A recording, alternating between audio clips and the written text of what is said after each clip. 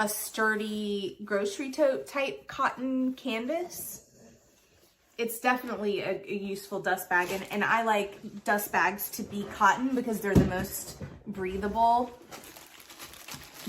So this is obviously very thoroughly wrapped. I really like that. The only like vulnerable point looks like the buckle here. There's no way I'm gonna not tear it, so I'm just gonna tear into it. Oh my gosh. Wowie, you guys. Wow. Wow, it actually smells, I can't smell the leather smell. It must have some silica packets in it or something because it smells a little bit herbal. Not like overwhelming or anything, but it's like a really nice scent. Let me just show you the back. Wow, it's really beautiful. It honestly feels expensive. The front has a sticker on it. I've been really excited to receive this because I've never had anything like this, and I don't have a lot of black in my wardrobe, but I do have a lot of neutral stuff, and I'm excited to use this for all of my outfits that it'll work with. It comes with a little tag on here that says Chanel. It does say, it says it's a medium gold hardware flap, and it says it's from 20p. But yeah. So I'm going to go ahead and take the sticker off the hardware because why not? Yay, fun. And this is yellow gold hardware. I guess there are some classic flaps with a champagne gold hardware. This is like a traditional yellow gold. And under my light, it looks like a really pretty gold. It's not, I don't find it to be too yellow. I'm going to go ahead and take here, let me just show you that one more time. I'm going to go ahead and take this tag off and also the stuff off the handles. The metal is like, it feels really nice. And the leather is really nicely woven. And there's even this detail of like, sorry, where the metal is flattened. It's even stylized in that way. For mine, the leather comes together right here and is stitched together there. I'm sure you've seen some really bad replicas that there's just like a piece of leather hanging somewhere. So I think like there's a clear difference in the sound where like this one sounds like the hardware is a little less clanky. Now for me personally, that's nice because I don't really want it to be noisy. But there we have it so far. The straps are adjusting nicely. I'm going to model this for you guys shortly, but here we have it so far. The sides look really good to me.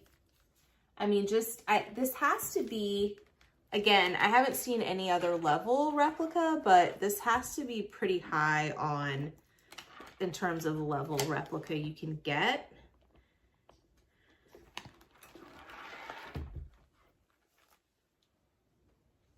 So this was here protecting this stuff. Shebag's Chanel replicas are made with genuine leather. This has an authenticity card. It looks like this.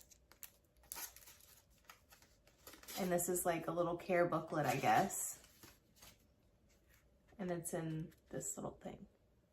That's really cute. So when you open this up, you have, this is a protective cover, I think. Yeah. You have this little zipper, and then this pocket goes up to there and does not go down. So it would be good for maybe a pen, a tissue, some lipstick, but even this area has the beautiful burgundy interior of the rest of the bag. And one of the things that I've seen when comparing replicas online is that interior color is often just off, and this one looks really lovely. So there's the flap. It says Chanel made in France there under the CCs.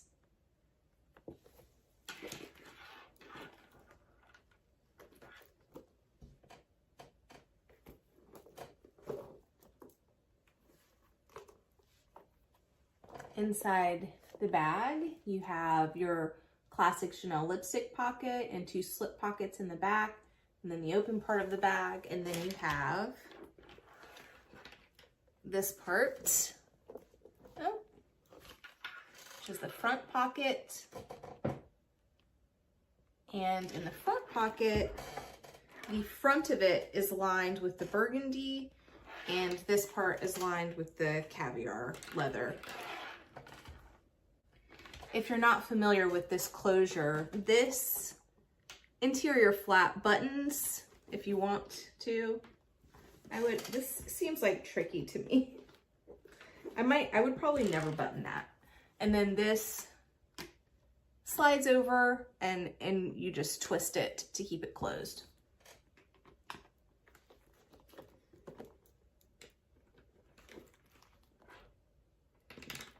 The interior is really nicely done. I don't know if you can tell, but it's not wrinkly.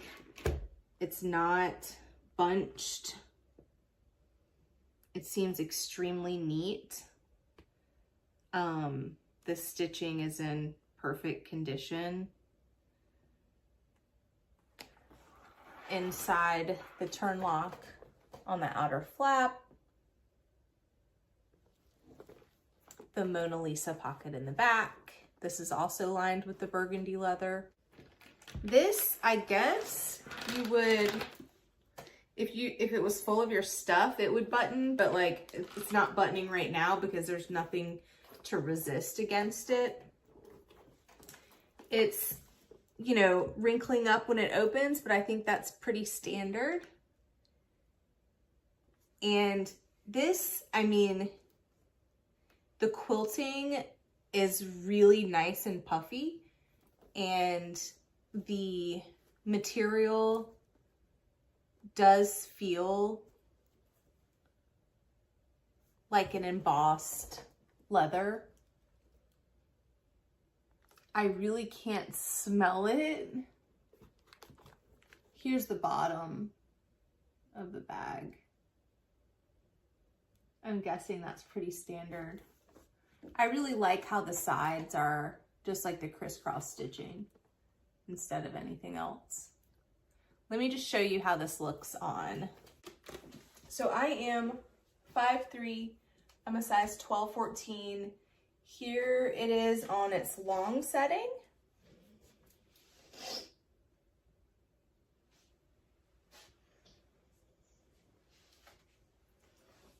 Here it is with the straps doubled up.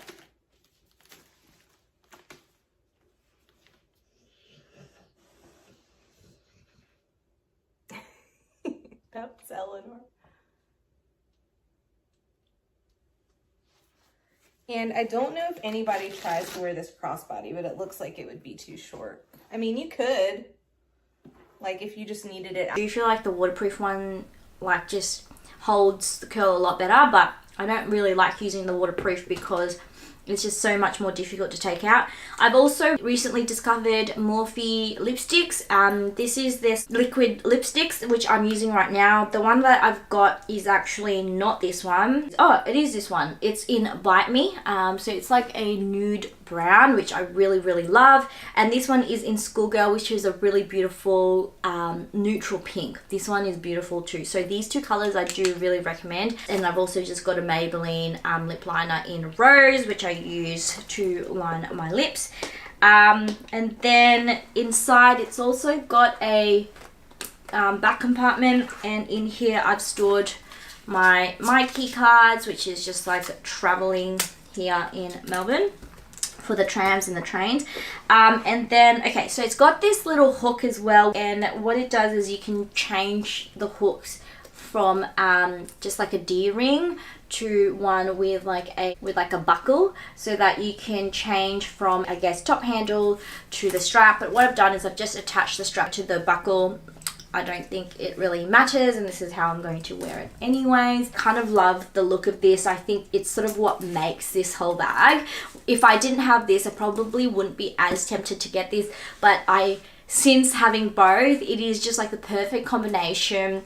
I love the texture that it gives. I just think it's different. The color is so gorgeous. I love this color a lot more than the Zuka print color here. As you can see, it's a lot more of a rich like autumnal brown, and this one's just a little bit more muted. So I really love this color here. I'm tempted to sell this, but the problem is I use the strap for my little croissant bag. Like, how cute is it? So if I can find just like this strap on its own, I probably will sell off this bag, because I don't know, I feel like I probably haven't been using this as much lately.